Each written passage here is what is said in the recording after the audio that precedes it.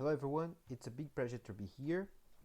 My name is Untitled and I will present the work developing checkpoint and recovery procedures with the storage service of Amazon Web Services.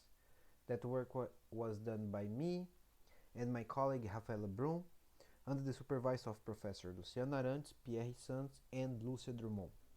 In this work, we are interested in the evaluation in terms of performance and monetary cost of the storage service offered by Amazon in the context of checkpoint and recovery procedures.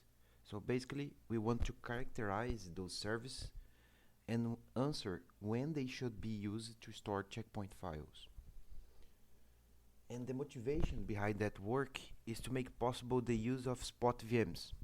So first, I want to introduce you spot VMs based concepts. Cloud providers usually offer the same resource on different markets, with different guarantees in terms of availability and with different prices.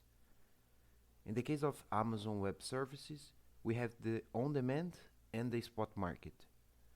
The on-demand market offers VMs with high availability and that cannot be interrupted by the provider, while the spot market offers VMs with low availability that can be interrupted at any time by the provider. However, according with the Amazon, spot VM's price can be up to 90% discount when compared with the on-demand ones. And because of that, fault tolerance techniques are essential to minimize job losses when those resources are used. The related literature shows us that checkpoint and recovery techniques are the most employed approach in that context. In this case, we have to ensure that checkpoint files are always available during all the execution. Fortunately, in the cloud, we have a lot of storage service that can meet those requirements. Specifically, in AWS, we have services with different characteristics, features, and purpose. In this work, we are interested in those three general purpose storage service here: the simple storage service, S3, the elastic block storage service, EBS, and the elastic file system, EFS. S3 is probably the most known cloud storage service. It can be used to recover and store any amount of data with size varying from 0 to 5 terabytes. It is distributed and it can be shared among different VMs. The next one is EBS. EBS is the local storage service of AWS, and its capacity varies from 1 gigabyte to 16 terabytes. EBS volumes are associated with only one VM at once, and it can be persistent and keep all data saved even when the VM is terminated. Finally, we have EFS, a simple and scalable file system. As in the case of S3, EFS is also distributed and can be shared between the VMs. So to evaluate the checkpoint and recovery procedures by adopting those services, we developed a new module to our previous proposed framework called HADES. HADES is a scheduling framework that explores spot VMs to execute bag-of-task applications subject to a deadline. HADES uses a migration procedure to overcome the termination of spot VMs. Thus, in this case, to not have a big loss of work and increase the monetary cost of the execution, the new checkpoint module is essential to HADES performance improvement. That new module executes the following action. It contracts and configures the select storage service. It coordinates the checkpoint records and also performs the recovery procedure whenever it's necessary. Okay, so now I will present our experimental tests. All tests were conducted on VMs of type C3 to extra large, and we emulate the workload using synthetic application that allowed us to define the execution time and the size of the memory footprint of the task. To record the checkpoints, we use Creo, a widely used checkpoint tool that can record the state of individual applications. In our first test, we characterized the dump time, Dump time is the overhead spent writing out the checkpoint files to a storage volume. To characterize that overhead, we create a set of tasks by varying the memory footprint from 140 megabytes to a little more than 7 gigabytes, and we execute one task by each memory size. We fixed the execution time of each task in 20 minutes and record the checkpoints in an interval of 5 minutes.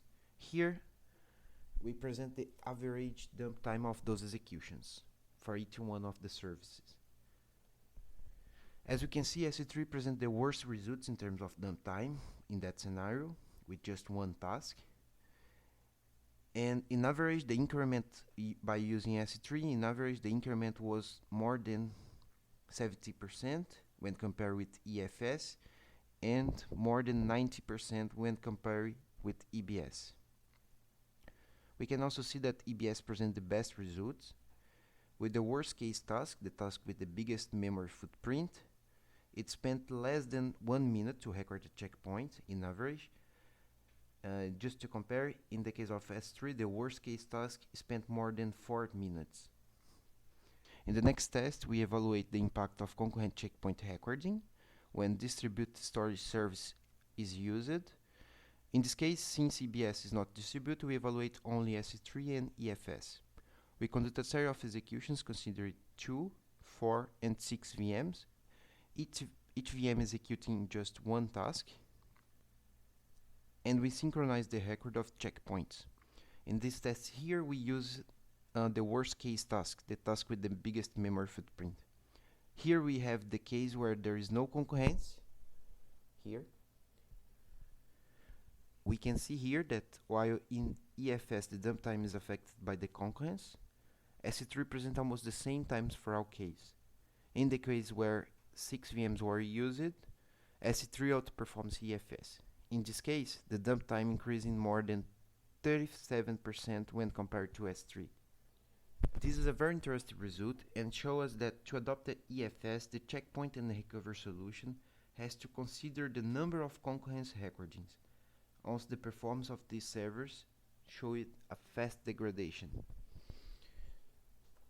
Next, we evaluate the execution without any interruption to see what is the useful work actually performed by the VM using that checkpoint approach. Once we have considered just one task, the worst case task, and one VM with a checkpoint period of 5 minutes. As we can see here, those results confirm our dump time analysis and show us that in the case of S3, the actual useful work is just 56% of the time spent by running the application. Next, in order to evaluate the time spent on the recovery procedure, we consider a scenario where after 10 minutes the VM is interrupted. In this case, for our surprise, EBS has the biggest recovery time. This occurs because when we are using EBS, we have an additional step of volume association. Before we can mount the EBS volume on the VM, we have to associate the volume to the VM. And that step increases the recovery time. Besides, we can also see that EFS have the faster recovery time, and that difference is due to the time to read the checkpoint files and start the task. When compared to other services, EFS does not have the additional step of EBS. Finally, we have conducted analytical evaluation by using our results of the dump and recovery times. In that evaluation, we have considered a hypothetical scenario where a task runs for 30 days without serving any fault, and we want to see what it would represent in terms of monetary cost for the user. Here in the table, we have the monetary cost of that scenario, considering the checkpoint interval from 1 to 25 hours. That figure here shows us the monetary cost that would be paid for the example where 25 hours is used between the checkpoints. That is the last line of the table. In this example, what the user pays 69 cents for SC3. In EBS and EFS, those costs are $3 and $9, respectively. Therefore, there is a clear connection between the cost of the service and its performance. That connection makes S3 a competitive option when the monetary cost is more important than the execution time. Okay, so as a conclusion, our results showed that EBS outperformed the other approach in terms of time spent on recorded checkpoint, but it required more time in the recovery procedure. EFS presented checkpoint and recovery times close to EBS, but with a higher monetary cost than the other service. And S3 proved to be the best option in terms of monetary cost, but required longer time for recorded checkpoints individually.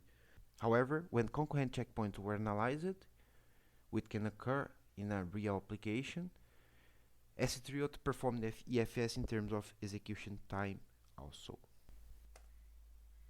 As a future work, and we intend to make an extended version of this work and include other checkpoint approaches in your evaluation. For example, a two-step asynchronous recording. And also we want to evaluate the impact of the used checkpoint intervals on the monetary cost of the execution and also in the execution time of the application. Any question can be sent to my email here. Thank you.